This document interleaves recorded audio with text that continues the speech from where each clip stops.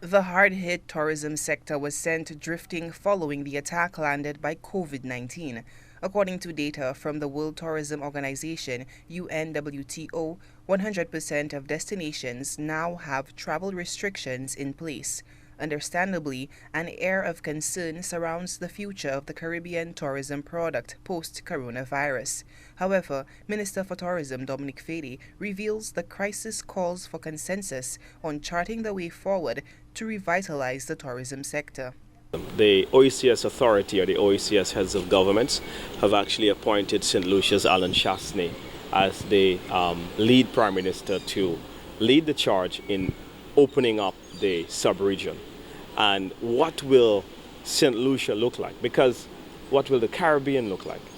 And so what is going to happen on the 4th of May is that the ministers of the OECS and their friendly governments, such as Bahamas, Turks and Caicos, as well as the Cayman Islands, are going to get together for a special meeting to discuss the reopening. According to Fede, the OECS officials have received a white paper from a foremost consultant on tourism in the Caribbean, Mr. Vincent Vanderpool Wallace from Harvard University, that will facilitate dialogue on the new protocols needed to govern the reopening of the Caribbean tourism product. Meanwhile, Prime Minister Allen Chastanet believes the region's fairly secure reputation will be a plus in a bid to revive the tourism product. The advantage that we have is that we're a relatively safe zone, the Caribbean. And what we want to do is to make sure the same thing that we did with the cruise industry when we met in Barbados and created a standard protocol. So when the ships are coming in, it's the same rules in every country. We want to do the same thing now with the airlines, but the airlines understand what it's going to be.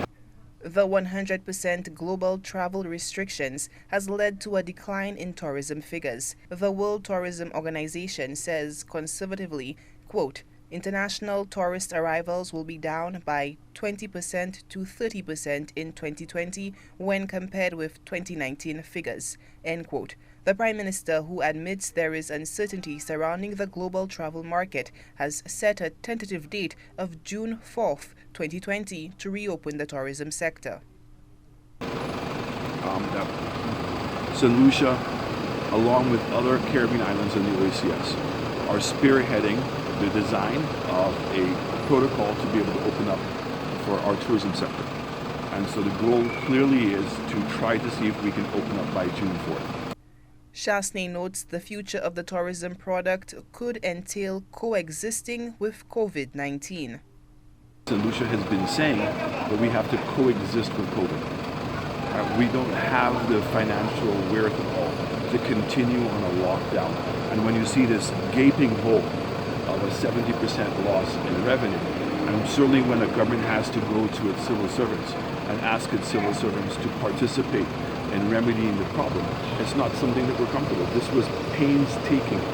Director of the Division on International Trade and Commodities at the United Nations Conference on Trade and Development, Pamela Coke Hamilton, speaking in a sit-down with Forbes magazine, reveals that, quote, on average, the tourism sector accounts for almost 30% of the GDP of the small island developing states, end quote, generating approximately $30 billion per year.